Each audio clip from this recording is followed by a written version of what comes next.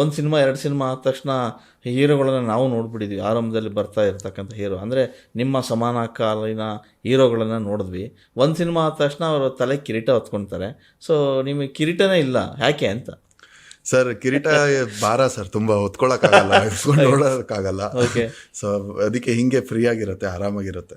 ಮತ್ತೆ ನಮ್ ಶಿವಮಣಿ ಸರ್ ಯಾವಾಗ್ಲೂ ಒಂದು ಮಾತಾಡೋರು, ನಿನ್ನ ಜೋಶ್ ಸಿನಿಮಾ ಇದೆಯಲ್ಲ, ನೀನ್ 10 ವರ್ಷ ಫ್ಲಾಪ್ ಕೊಟ್ರು ಅದೊಂದು ಜೋಶ್ ಸಿನಿಮಾ ನೀನ್ ಕಾಪಾಡತ್ತೆ.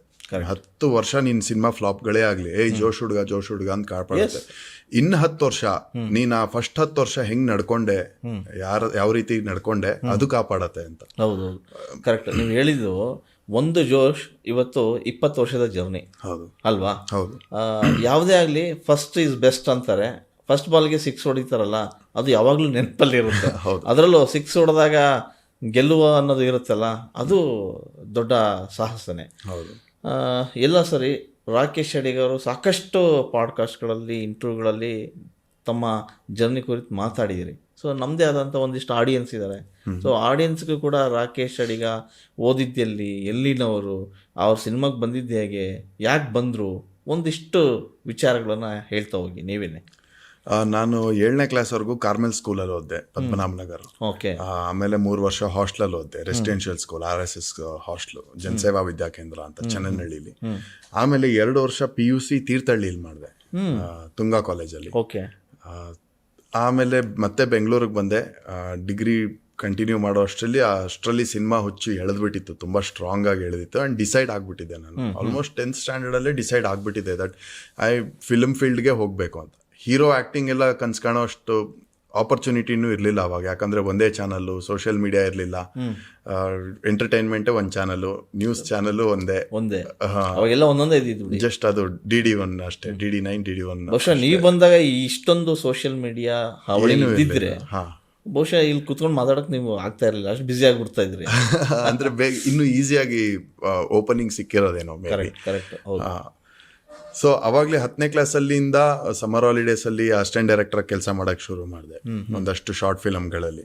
ಅವಾಗ ಡಿಜಿಟಲ್ ಕ್ಯಾಮ್ರಾನೂ ಇರಲಿಲ್ಲ, 2001 ನೆಗೆಟಿವ್ ಕ್ಯಾಮ್ರಾನೇ. ಹಾಗೆ ಎಡಿಟಿಂಗ್ ರಿಪೋರ್ಟ್ ಬರ್ಕೊಳ್ಳೋದು, ಕಂಟಿನ್ಯೂಟಿ ನೋಡ್ಕೊಳ್ಳೋದು, ಆ ಥರದ್ದು ಸಣ್ಣ ಪುಟ್ಟ ಎಲ್ಲ ಮಾಡ್ಕೊಂಡು ಬಂದೆ. ಸೊ ಅವಾಗಿಂದಾನೇ ಫಿಕ್ಸ್ ಆಗಿದ್ದೆ ನಾನು, ಏನೇ ಆದರೂ ಇದೇ ಸಿನಿಮಾ ಫೀಲ್ಡಲ್ಲೇ ವರ್ಕ್ ಮಾಡ್ಬೇಕಂತ. ಕಾಲೇಜಲ್ಲಿ ಒಂದಷ್ಟು ಡ್ರಾಮಾಗಳು ಡೈರೆಕ್ಷನ್ ಮಾಡ್ತಾ ಇದ್ದೆ, ಡಿಗ್ರಿವರೆಗೂ ಡ್ರಾಮಾಗಳು ಡೈರೆಕ್ಷನ್ ಮಾಡ್ತಾ ಇದ್ದೆ.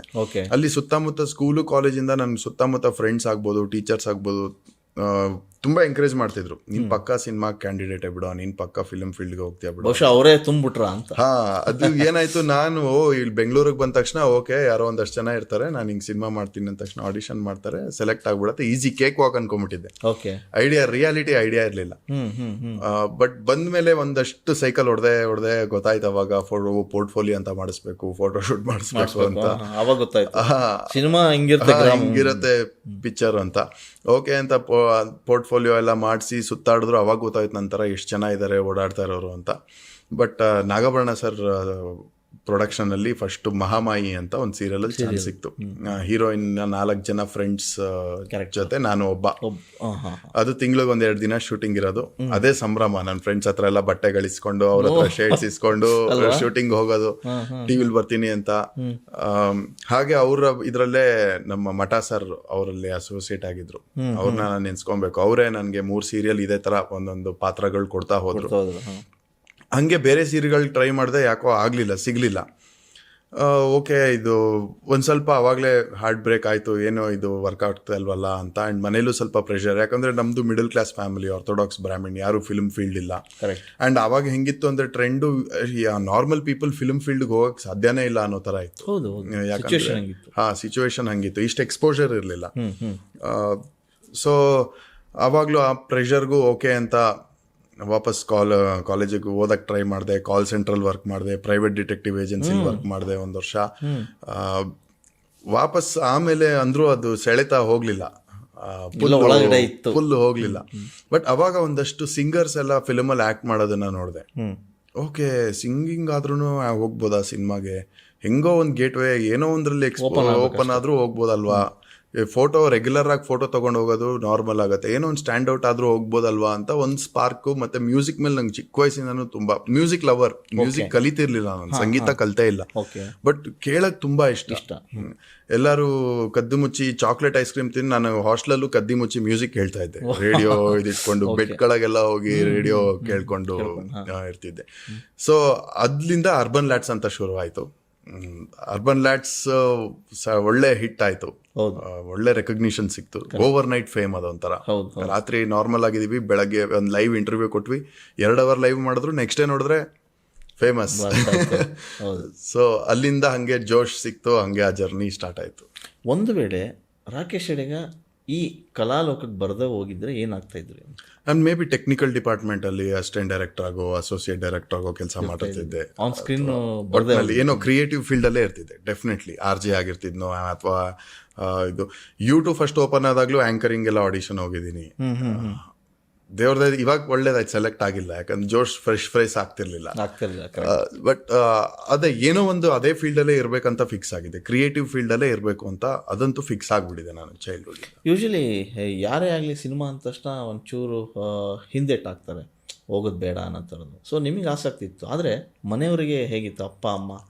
ಅವ್ರಿಗೆ ತುಂಬ ಕನ್ಸರ್ನ್ ಇತ್ತು. ಅವ್ರಿಗೆ ಅದೇ ಹೆಂಗೆ ಸಾಧ್ಯ, ಏನು ನಮ್ಗೇನು ಬ್ಯಾಕ್ಗ್ರೌಂಡ್ ಇಲ್ಲ, ಇದಿಲ್ಲ.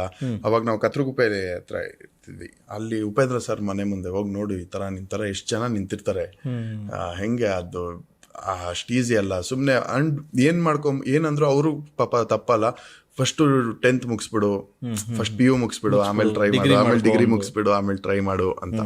ನನ್ಗದೇನೋ ಇದಾಗ್ತಾ ಇರಲಿಲ್ಲ, ಸೆಟ್ ಆಗ್ತಾ ಇರಲಿಲ್ಲ. ಬಟ್ ಆ ಸಿಚುವೇಶನ್ ಹಂಗಿತ್ತು, ಪ್ರೆಷರ್ ಹಂಗಿತ್ತು. ಕೊನೆಗೆ ನನ್ನ ಜೋಶು ಸಿನಿಮಾ ಥಿಯೇಟ್ರಲ್ಲಿ ಬಂದು ನೋಡೋವರ್ಗು ಅವ್ರ ಕಾನ್ಫಿಡೆನ್ಸ್ ಇರಲಿಲ್ಲ. ವೇಟ್ ಲಾಸ್ ಸಲುವಾಗಿ ನಾನು ಭಾಳ ಜನ ಕೇಳಿದ್ರು. ಫಸ್ಟ್ ನಾನು ತಗೊಂಡು ನನಗೆ ರಿಸಲ್ಟ್ ಬಂದ್ಮೇಲೆ ಆಮೇಲೆ ನಾನು ಜೀನಿ ಸ್ಲಿಮ್ ಇನ್ನೊಬ್ಬರಿಗೆ ಪ್ರಿಪೇರ್ ಮಾಡಿದೆ. ಸುಸ್ತಾಗೋದು ಕಡಿಮೆ ಆಯ್ತು, ವೀಕ್ನೆಸ್ ಅದು ಏನೂ ಇಲ್ಲ, ಪೂರಾ ಹೆಲ್ದಿ ಅದೇನೆ. ಪ್ರತಿದಿನ ನಮ್ಮ ಜೀನಿ ಸ್ಲಿಮ್ ನ ಯೂಸ್ ಮಾಡಿ ಯಾವುದೇ ಸೈಡ್ ಎಫೆಕ್ಟ್ ಇಲ್ದಂಗೆ ನೀವು ಸಣ್ಣ ಆಗ್ತೀರಾ. ನಿಮ್ ಮಗು ಅಳ್ತಿದ್ಯಾ? ಹಾಗಾದ್ರೆ ನಿಮ್ ಮಗುವಿಗೆ ಜೀನಿ ಸರಿ ಇಟ್ಕೊಡಿ. ಯಾಕಂದ್ರೆ ಜೀನಿ ಸರಿ ಇಟ್ಟು ನಿಮ್ಮ ಮಗುವಿಗೆ 100% ಸರಿಯಾದ ಆಹಾರ. ನಿಮ್ಮ ಮಗು ನೆಮ್ಮದಿಯಾಗಿ ನಿದ್ದೆ ಮಾಡಬೇಕಾ, ದಷ್ಟಪುಷ್ಟವಾಗಿ ಬೆಳಿಬೇಕಾ? ಹಾಗಾದ್ರೆ ಜೀನಿ ಸರಿ ಇಟ್ಟು ಕೊಡಿ. ಎಲ್ಲಾ ಮೆಡಿಕಲ್ ಶಾಪ್ಗಳು, ದಿನಸಿ ಅಂಗಡಿಗಳು, ಸೂಪರ್ ಮಾರ್ಕೆಟ್ಗಳಲ್ಲಿ ಲಭ್ಯ. ಡೈಲಿ ಬೆಳಗ್ಗೆ ಚಾ ಕೊಟ್ಟು, ಚಾ ಜೋಡಿ ಬಿಸ್ಕತ್ ಕೊಟ್ಟು, ಬ್ರೆಡ್ ಕೊಟ್ಟು, ಇದನ್ನ ಕೊಡೋ ಬದಲಿ ಚಿಕ್ಕ ಮಕ್ಕಳ ಜೀನಿ ಜೂನಿಯರ್ ಬಹಳ ಬೆಸ್ಟ್. ಆಟ ಬಂದ್ಮೇಲೆ ಸ್ವಲ್ಪ ವಾಕಿಂಗ್ ಹೋದ್ಮೇಲೆ ಸ್ವಲ್ಪ ಆಟ ಆಡಿ ಸ್ವಲ್ಪ ಸ್ಕೂಲ್ಗೆ ಒಂದು ಬಿಫೋರ್ ಬ್ರೇಕ್ಫಾಸ್ಟ್ ಆಕ್ಟಿವ್ ಆಗಿರ್ತಾನೆ. ನಾನು ನೋಡಿದ್ದೆ, ನನ್ನ ಅನುಭವ ಇದು, ನನ್ನ ಪೇಷಂಟ್ ಕೊಟ್ಟ ಅನುಭವ ಇದೆ ನನಗೆ. ಕೆಮಿಕಲ್ ಮಿಕ್ಸ್ಡ್ ಅಂತದೆಲ್ಲ ನನಗೆ ಇದಕ್ಕೆ ಇದು ಜೀನಿ ಚೆನ್ನಾಗಿದೆ, ಅಡ್ಡಿ ಇಲ್ಲ. Jeeni is the first drink every day. Jeeni ಸರಿ ಇಟ್ಟು ಎಲ್ಲಾ ಮೆಡಿಕಲ್ ಶಾಪ್ಗಳಲ್ಲಿ ಲಭ್ಯ.